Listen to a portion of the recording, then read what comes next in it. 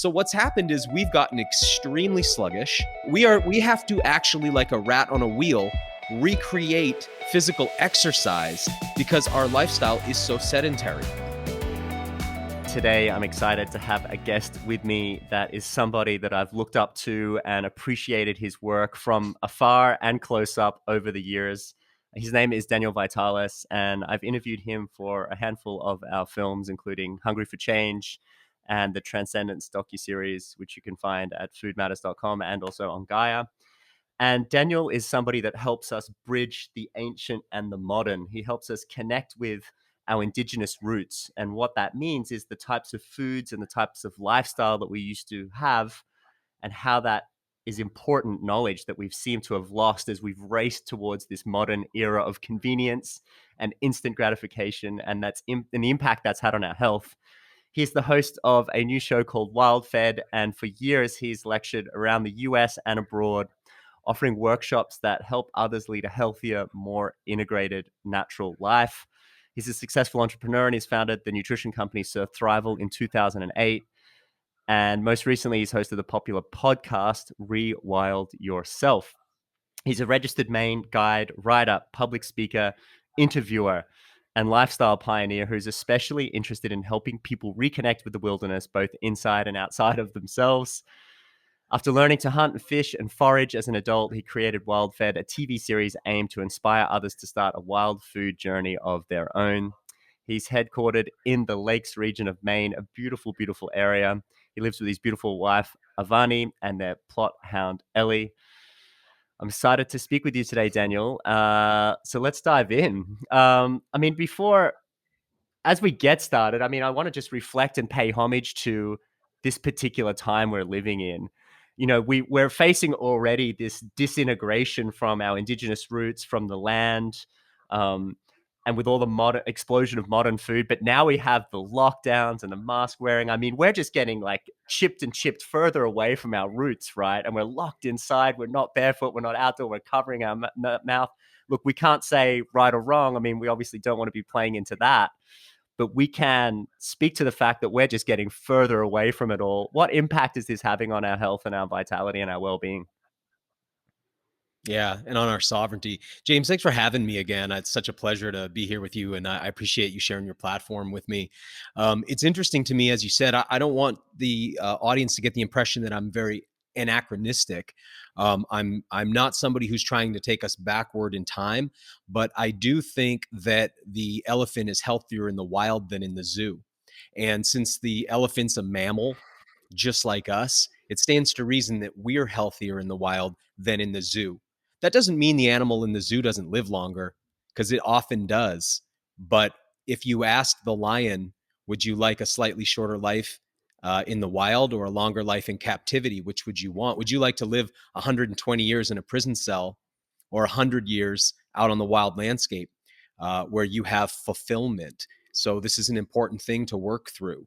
And that idea of captivity is interesting because much of the captivity that we've lived in has been invisible for a long time. But we are in a stage right now where some of it's becoming manifest in the exterior world. And the interesting thing when you look at human beings now, when I talk about indigenous peoples, I'm not bringing up the identity politics side of that, but more saying I'm looking at what human beings are like outside of this, what we call civilization, the people who build city states and who live on domesticated landscapes and built environments.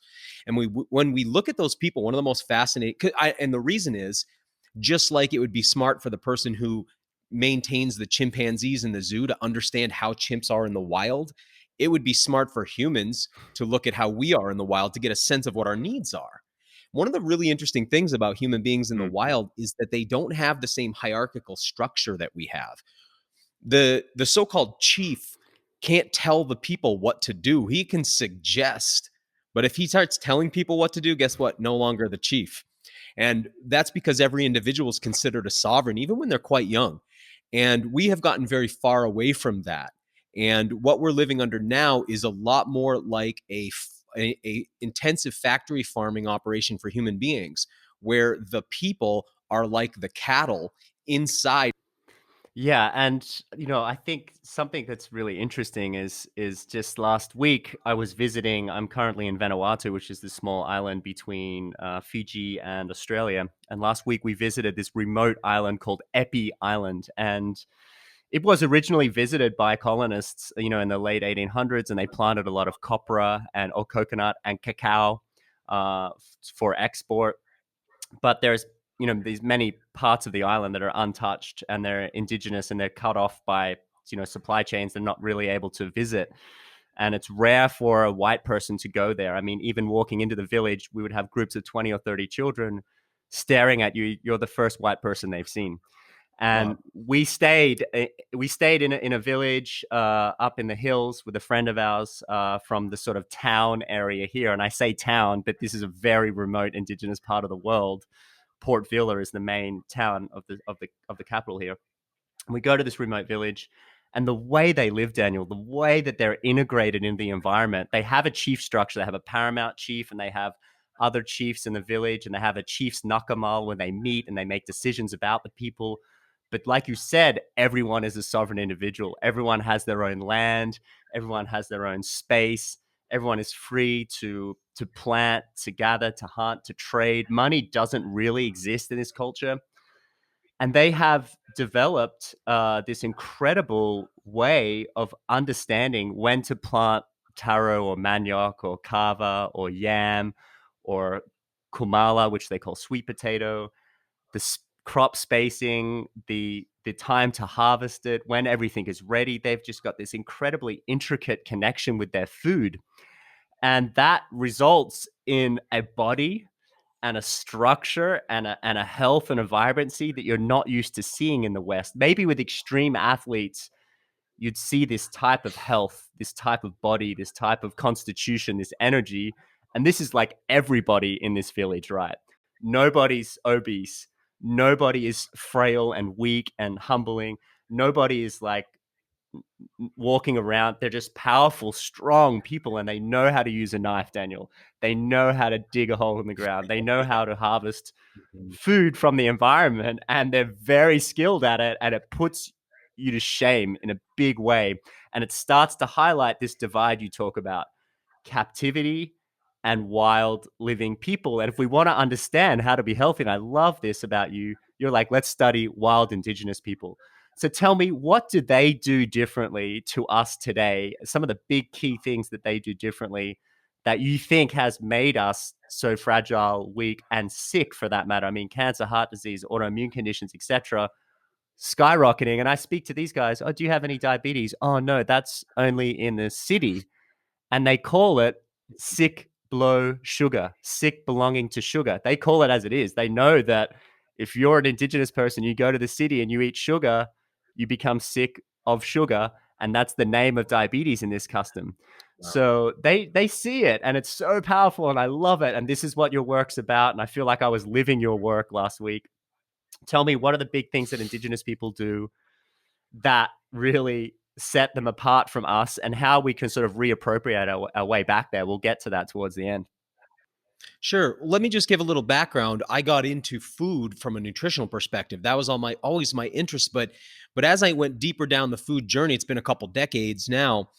But when I was a young man, my interest was just following what's the healthiest diet. And I always felt there must be food for humans. We must have a natural diet because, when I study any other animal, I quickly find out just looking at an encyclopedia page, looking at a Wikipedia, looking at any kind of field guide, this is the diet of that animal. So it'd be like, well, what about people? We're mammals, we're primates. Don't we have a diet? It's really confusing. And over the years, it led me to developing a hunting and gathering practice that's kind of now where my focus is. What I learned there, incidentally, was a lot more than what I was looking for. And it relates back to this connection, which we can go into more deeply in a minute. But another thing that I've learned along the way is that we're all very fit for our environment. This is an important concept when we talk about fitness, which is your ability to survive and reproduce in your environment. The thing with most indigenous people who are still living their traditional life way, because of course we have lots of indigenous peoples who are now living in urban and built environments, but when they're living their traditional life way, they are extremely unfit and extremely out of shape for the built environment. If you bring them into it, Yeah.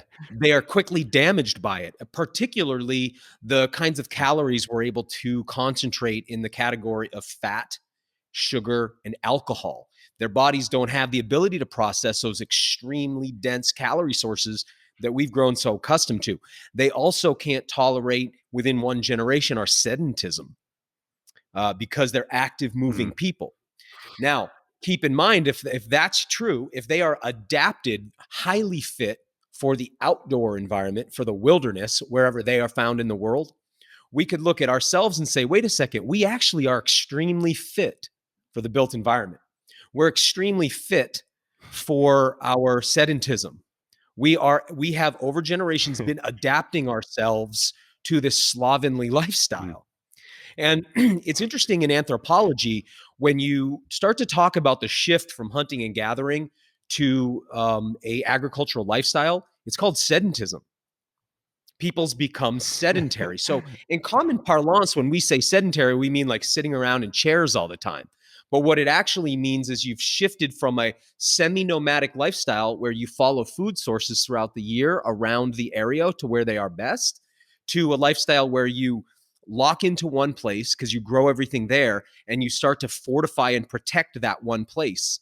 And then pretty soon, what happens is you start to need more resources because you're not moving anymore. Think of how quickly an indigenous group would run out of firewood if they stayed in one place. Mm. How, I mean, you have to move around and let those things replenish. But when you stay in one place, where do the resources for a city come from? They never come from inside the city. That's why cities are always warring. City states are always going to war for the acquisition of more stuff to bring into the city state, right? Because the people aren't moving. So what's happened is we've gotten extremely sluggish. We don't move near. We have to actually, like a rat on a wheel, recreate physical exercise because our lifestyle is so sedentary.